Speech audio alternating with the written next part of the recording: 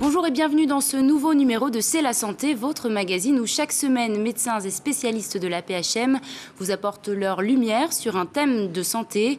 Aujourd'hui, nous vous parlerons de la sclérose en plaques, première cause de handicap chez l'adulte jeune.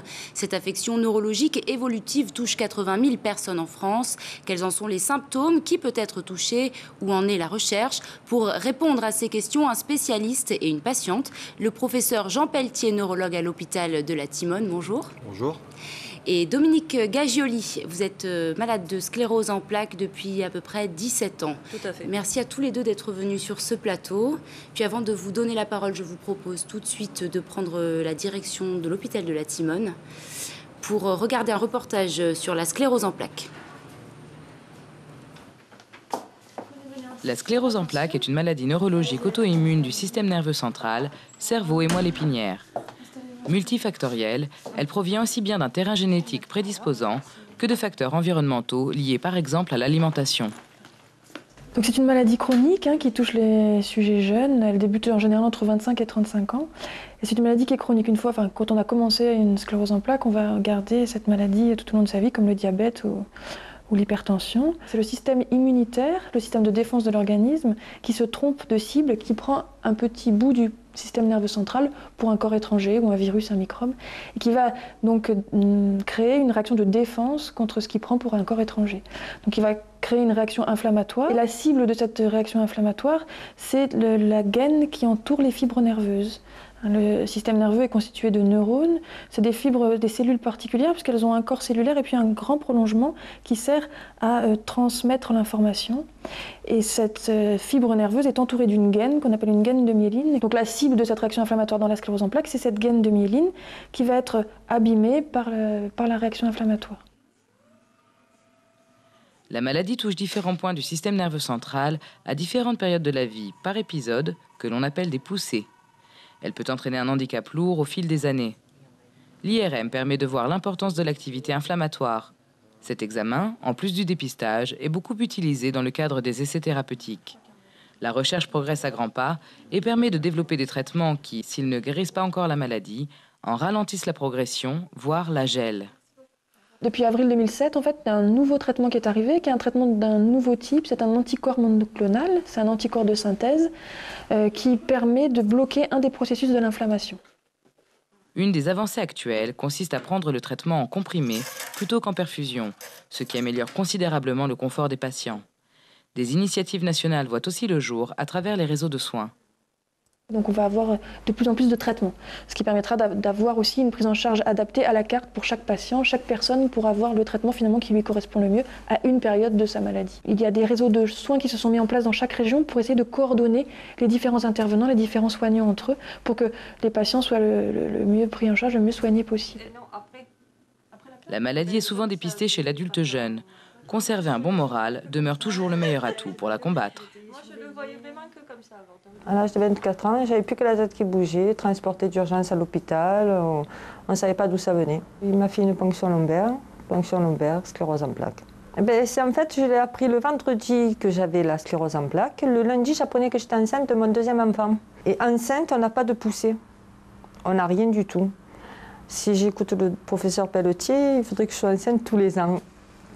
Non, non, ça pas trop. Et après, par contre, quand j'ai accouché, un mois après, 24 jours d'hospitalisation, grosse poussée. Et depuis 15 ans, je fais la kinésithérapie le lundi, le mardi, le jeudi, le vendredi.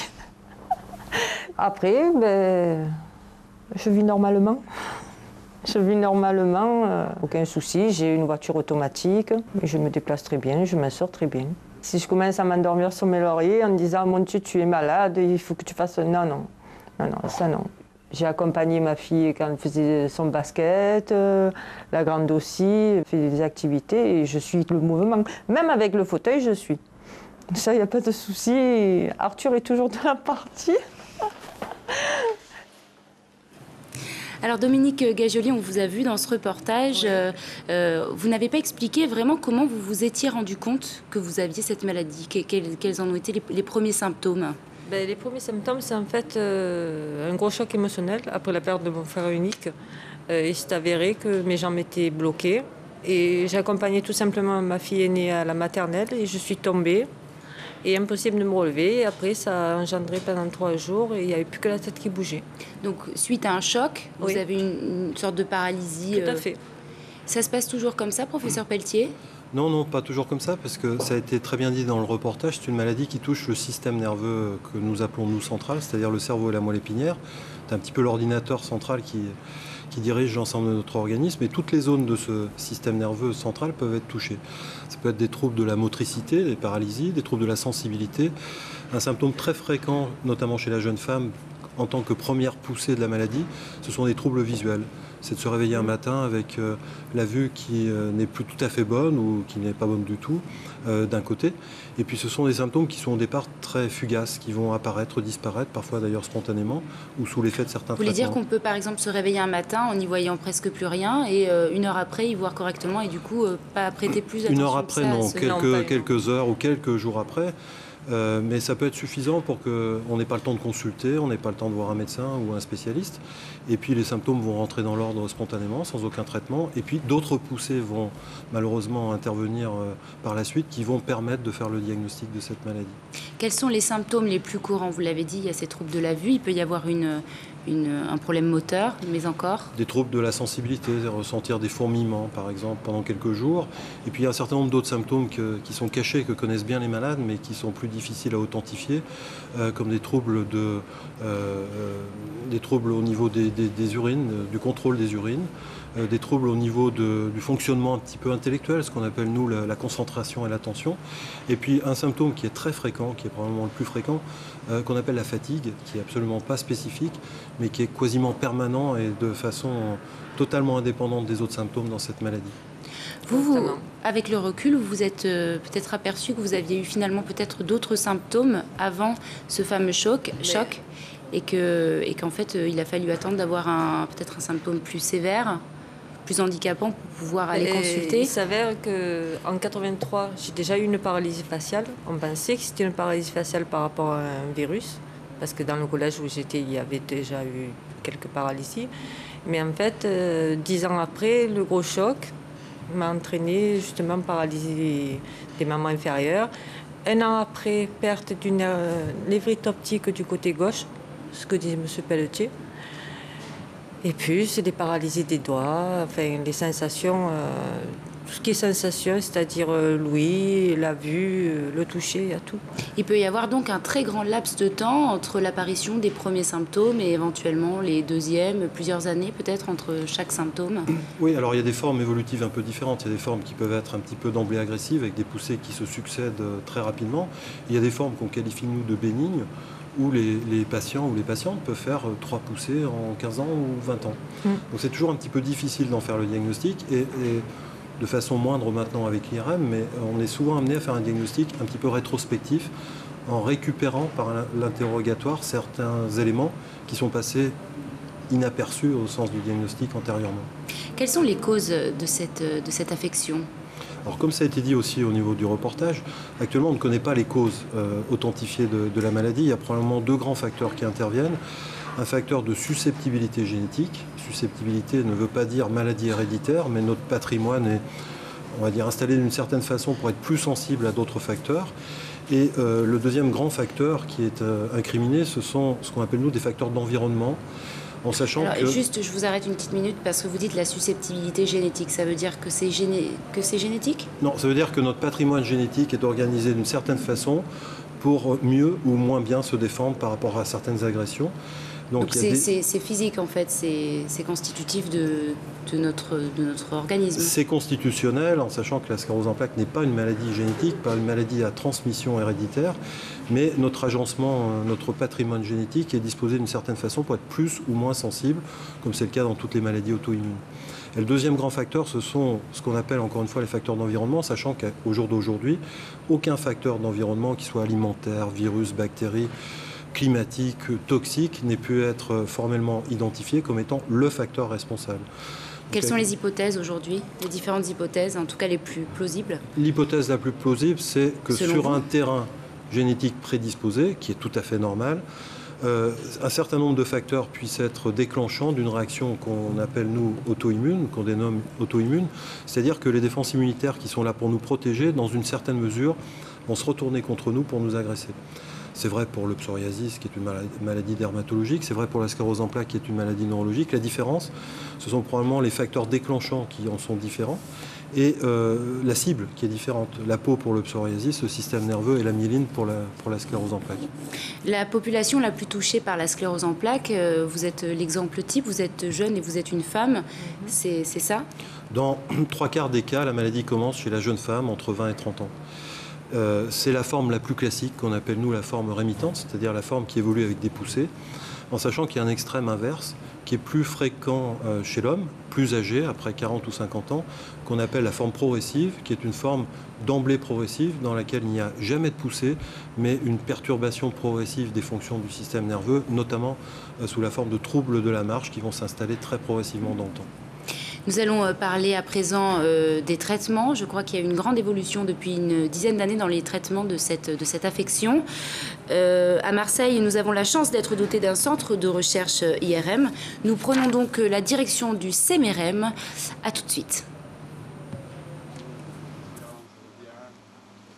Le Centre d'exploration métabolique par résonance magnétique, ou CMRM, est une structure regroupant un service hospitalier de l'AP-HM et une unité de recherche associée au CNRS et à l'Université de la Méditerranée. Créée en 1998, cette structure unique en France s'est agrandie de 850 m² pour accueillir des équipements de dernière génération.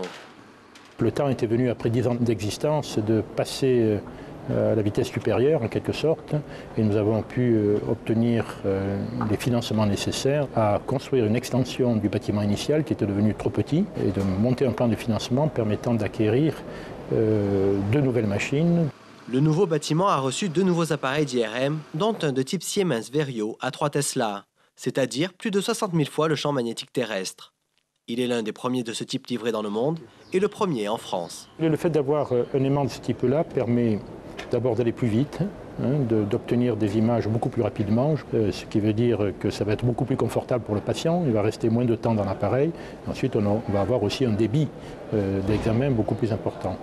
Particulièrement efficace dans le domaine de l'investigation clinique et de la recherche, notamment pour le diagnostic de la sclérose en plaques, les 2 spectromètres imageurs du CMRM disposent des avancées technologiques les plus récentes pour l'exploration du corps entier en un seul examen, l'imagerie de la moelle épinière, l'imagerie de la perfusion cérébrale et cardiaque, l'imagerie du muscle et du cartilage, ainsi que l'examen des patients obèses ou claustrophobes grâce à un aimant de 70 cm de diamètre. On peut toujours aller plus loin, on ira plus loin. Déjà, le progrès sera encore d'aller plus loin dans la définition, et je suis certain que la prochaine génération sera peut-être 5 ou 7 Tesla. Le CMRM dispose d'un effectif de 55 chercheurs, ingénieurs, cliniciens, stagiaires postdoctoraux et doctorants, appartenant à cette nationalité. Eh bien, l'université accompagne en mettant du personnel à disposition du CMRM ou de l'unité de recherche, accompagne par des moyens financiers le CMRM qui est en fait un outil,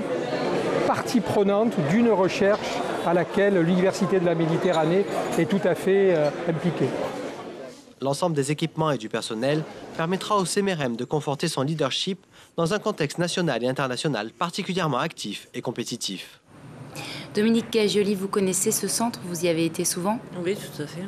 Pendant bien 2 ans, 1 fois par mois, parce que comme j'ai une sclérose progressive, tous les 1 mois et demi, je faisais une poussée. Donc il fallait vérifier par rapport au traitement qu'on me donnait, par rapport à l'IRM. Qu'est-ce que ce centre a permis d'apporter aux patients? Alors, il apporte beaucoup de choses, peut-être indirectement aux patients, parce que c'est un centre de recherche, mais pour lequel le patient est l'élément clé dans le fonctionnement. Il est très impliqué sur des protocoles de recherche pour mieux comprendre la maladie par l'intermédiaire du patient. avec des techniques d'IRM un peu sophistiquées. Il est très impliqué pour l'étude de nouveaux médicaments. Ça, le patient est le premier intéressé, bien sûr, par ces nouveaux produits, dans le cadre de protocoles thérapeutiques qui permettent d'évaluer l'efficacité et la tolérance d'un médicament. Et puis, il est très impliqué aussi indirectement ce que peut apporter l'IRM dans la compréhension de la maladie. Parce qu'on est capable de faire des examens qui vont être faits en direct sur le patient et qui vont permettre de suivre au fur et à mesure du temps l'évolution de l'inflammation, l'évolution de l'atteinte de la myéline ou l'évolution du dysfonctionnement du fil électrique principal qui transmet l'information et qu'on appelle l'axone.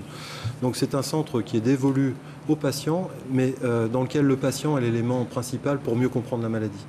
Donc c'est un cercle qui est fermé. C'est un service rendu des deux côtés finalement. Non, pas rendu des deux côtés. Le principe, c'est que l'investissement que peut faire un patient en rentrant dans un protocole thérapeutique pour espérer qu'un médicament soit efficace, soit un retour pour lui-même, quelques années après, de constater que ce médicament est disponible pour lui et pour les autres patients atteints de la maladie. Alors justement, quels sont les traitements que vous prenez? Est-ce que c'est très contraignant? Est-ce qu'il faut en prendre en permanence ou simplement lorsque vous avez des poussées? Comment ça se passe? C'est-à-dire que jusqu'à présent, le traitement, c'est tous les jours par comprimé. Donc c'est tous les jours? Oui, tous les jours par comprimé. Et en plus, une fois par mois maintenant par rapport au nouveau traitement que j'ai eu il y a 1 an. De ça. Alors oui, il y a deux parties dans le traitement de cette maladie. Le traitement en comprimé tous les jours dont vous parlez, c'est surtout le traitement de certains symptômes, comme la raideur, comme les problèmes urinaires. La spasticité. Ou ce qu'on appelle la spasticité. Et puis il y a le traitement que nous appelons, nous, le traitement de fond de la maladie, qui est un traitement préventif, notamment dans les formes avec poussée, pour éviter ces poussées. Et donc ce sont ces médicaments qu'elle doit prendre tous les jours? Non, ce sont les médicaments qui sont utilisés de façon soit... plutôt mensuel. C'est quand même assez compliqué, c'est contraignant. Quel est votre quotidien, Dominique Gagiolin? Non, Gagioli. Pardon, excusez-moi. Normal, en fait. Bon, c'est vrai qu'il a fallu que j'arrête de travailler, il a fallu que je vois autre chose, que tous les jours il y a le kiné, tous les jours il y a doucement à faire les trucs quotidiens de la vie. Mais bon, c'est vrai que c'est plus pareil. La prise en charge thérapeutique est contraignante. Elle est contraignante pour la prise de médicaments régulièrement vis-à-vis de certains symptômes. L'observance doit être stricte? La plus bonne possible pour que les traitements soient les plus efficaces possibles. Et concernant le traitement de fond de la maladie, pour éviter les poussées, les traitements actuellement disponibles sont tous des médicaments par voie injectable, soit en sous-cutané, soit en intramusculaire, soit en perfusion intraveineuse. Donc ce sont des traitements lourds qui demandent un investissement important de la part du patient, c'est un petit peu l'insuline chez les diabétiques, ou qui demandent un investissement important avec des hospitalisations régulières qui cassent un peu le rythme de la vie, notamment chez les personnes qui travaillent et qui ont une activité professionnelle et familiale tout à fait normale. Y a-t-il des effets secondaires avec ces traitements, des effets secondaires? On rencontre un certain nombre d'effets secondaires qui sont liés aux médicaments, mais ça c'est un petit peu l'obligation en rapport avec les traitements. Mais lorsque vous êtes jeune, que vous êtes dans un fonctionnement de vie normal et que vous êtes en plus obligé de réaliser certaines injections très régulièrement avec des effets notamment au niveau des sites d'injection, des effets cutanés, des effets généraux avec le sentiment d'être fatigué ou d'avoir une sensation de grippe après les injections, c'est encore un élément supplémentaire perturbateur pour la vie de tous les jours. En plus des symptômes, il y a un certain nombre d'effets secondaires qui sont liés au traitement et qui rendent la maladie un peu plus difficile dans sa vie quotidienne. L'évolution de la maladie n'est pas la même chez tous les patients? Non. Vous l'avez dit, chez les hommes et chez les femmes, c'est assez différent? Non, c'est pas différent chez les hommes et chez les femmes, mais il y a deux grandes formes évolutives. L'une qui est plus fréquente chez la jeune femme, qui est la forme avec poussée au début, et une forme qui est beaucoup moins fréquente, qui est très rare, qu'on appelle la forme progressive primaire, qu'on rencontre plus fréquemment chez l'homme plus âgé. Donc il y a quand même une évolution différente selon les patients. À quoi est-ce dû justement cette différence d'évolution? Est-ce qu'on le sait aujourd'hui ou pas du tout? On commence à comprendre que sur le mode évolutif classique de la maladie, il y a plusieurs phases chez le même individu. Une première phase qui est principalement représentée par des poussées, qui peut être une phase qui va durer pendant 10 ans, 15 ans, 20 ans, parfois toujours.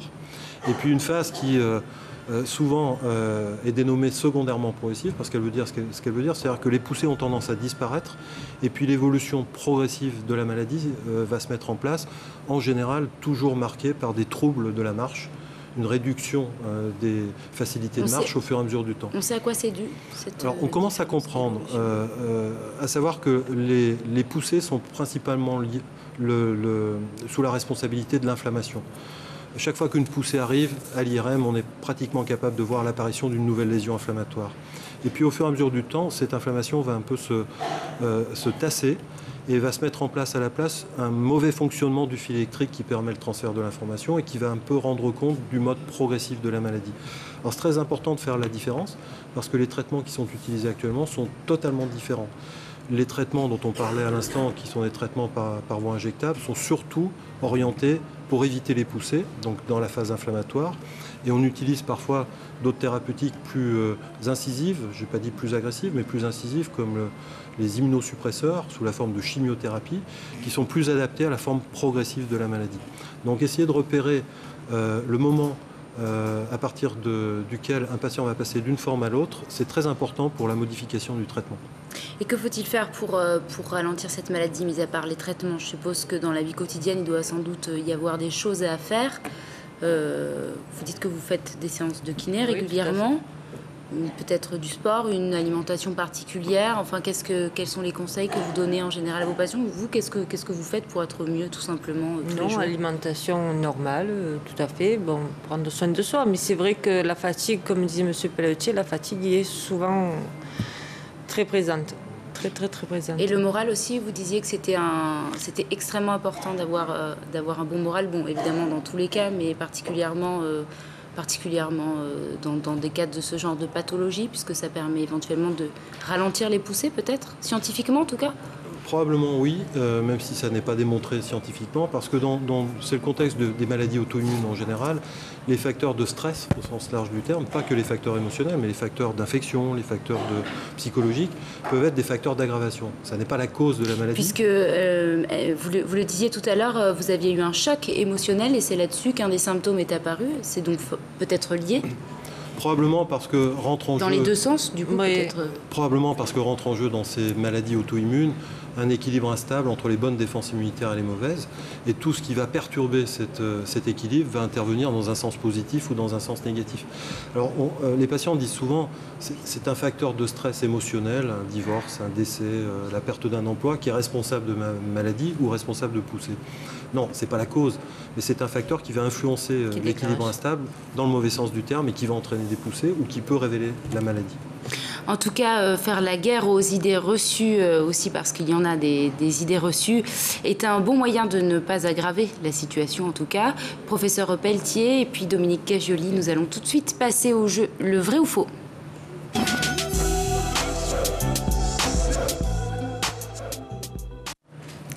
Professeur Pelletier, la sclérose en plaques est génétique. Vrai ou faux? Réponse faux. C'est une maladie qui n'est pas génétique, donc qui ne se transmet pas d'un point de vue héréditaire. On peut avoir des enfants avec cette maladie, Dominique? Tout à fait. C'est votre cas? Oui, tout à fait.